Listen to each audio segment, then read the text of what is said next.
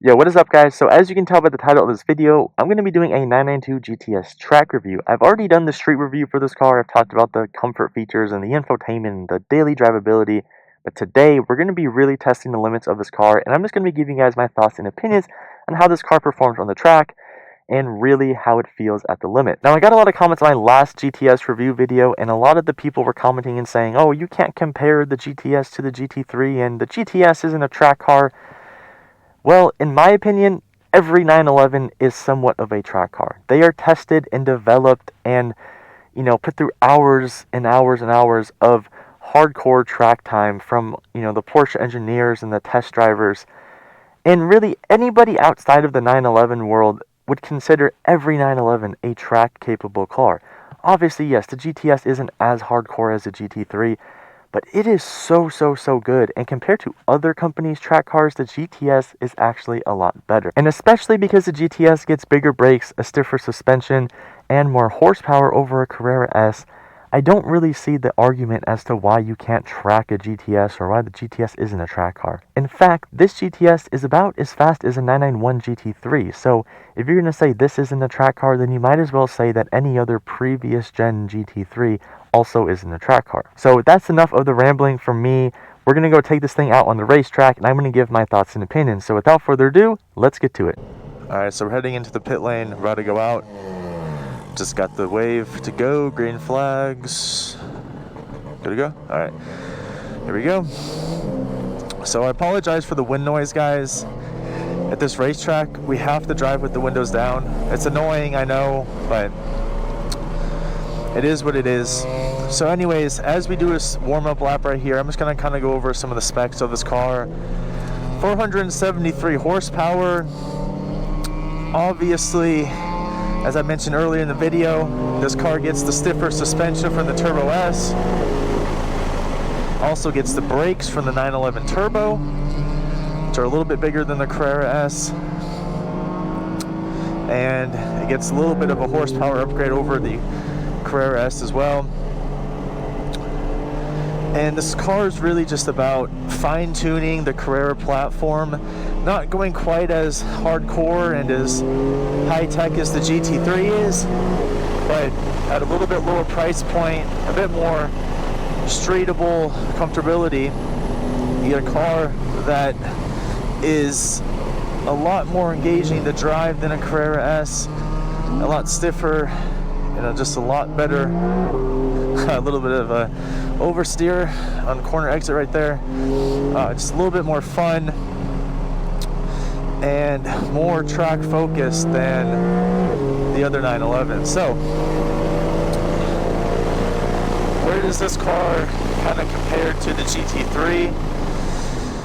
Around this racetrack, this is about a 2-minute racetrack right here. And I would say this car in similar tires, probably about 2 to 3 seconds slower than the GT3, a 992. Compared to the 991s, though, this is about the same speed as the 991 GT3s. You can tell right here, this doesn't even have the PDCC, by the way. The body roll is almost minimal. The way this thing changes direction. This does have the rear axle steering, though, which definitely helps for sure.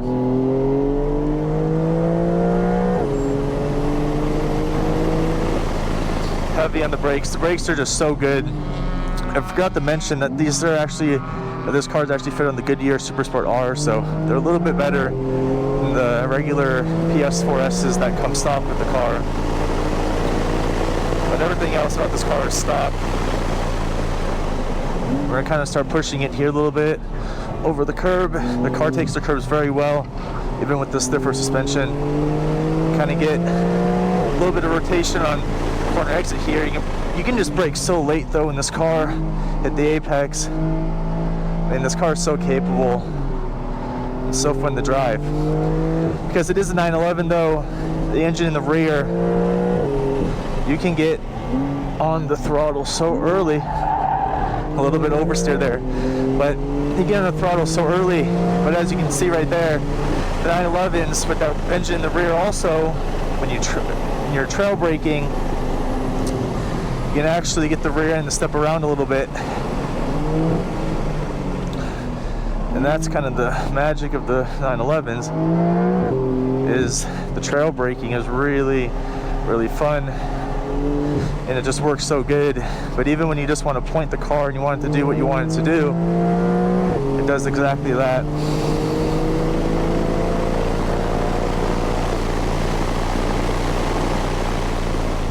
Heavy on the brakes right now, hit the apex. This car is just so good.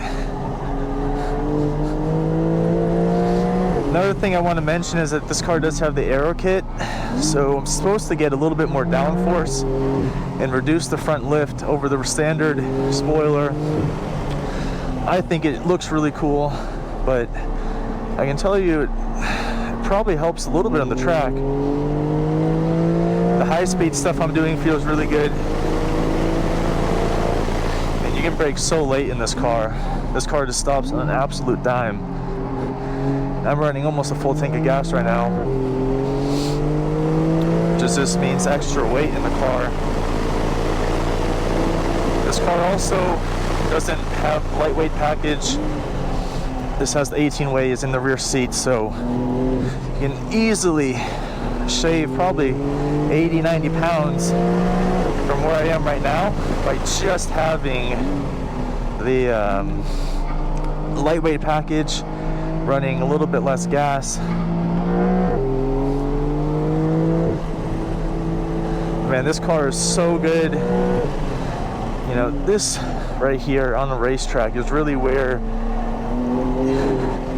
a little bit oversteer. This on the racetrack though is really where you can feel the suspension upgrades. Here's the high speed stuff. The car's keeping the front end down really well, and it just changes direction. A little bit of power sliding right there. And I have traction completely off, and it is so predictable at the limit. You don't need to be a pro driver to correct the oversteer and all that kind of stuff. Now, I will say the front end at certain times gets a little bit of understeer, and you do have to be careful with that because it will take you right off the track. And that's kind of the main advantage of the GT3, is that that front end doesn't have as much understeer. Now, part of this though is the alignment. The GTSs don't get that double wishbone that you can just adjust the front camber to past -2 degrees. The front camber on this is maxed out at about -1.3 degrees, so the camber definitely plays a role in that as well. But there is just a little bit of understeer. I mean, most street cars to some extent are going to have some understeer, so it's not really something you're going to notice unless you've driven a lot of cars. But you guys will see as we get some traffic here how this GTS compares. That GT4 is actually pretty fast right here, this yellow one. The guy's a really good driver. I don't know exactly what mods he's done to it, but he runs pretty fast on this track. And GTS is right there behind the GT4.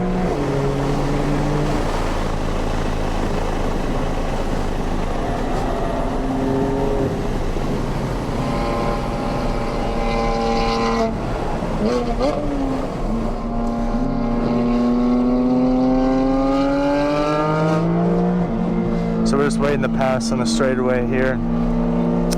We're not allowed to pass in the corner, so if you guys are wondering why I'm not passing, because we have to wait till the straightaways.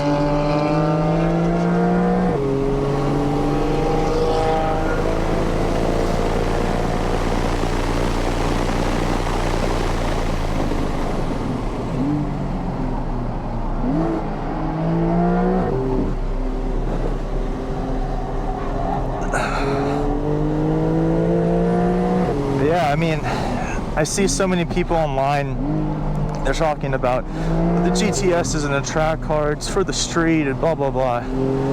I challenge you, anyone who has that mindset, the GTS is not a track car, to go drive one on a racetrack Because the GT4, as we saw, I'm sure a lot of the people in the comments would consider GT4 a track car, but this is actually faster than the GT4, so I don't quite understand why people need to say stuff like this about the GTS, but I think the performance of the car speaks for itself.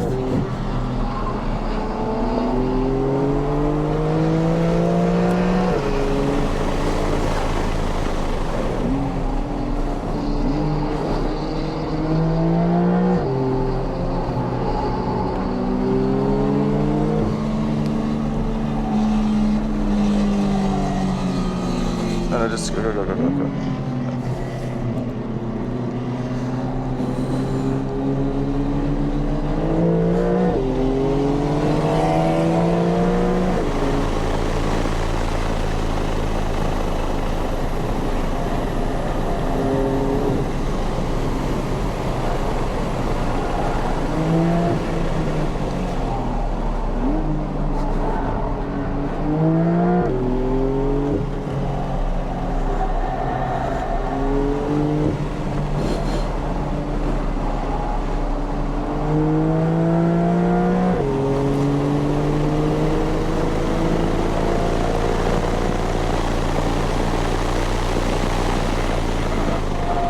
Oh, Lamborghini went off. I'm just gonna slow down.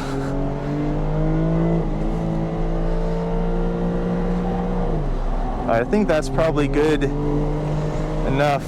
I'm just gonna do a little cool down lap here and head into the pits.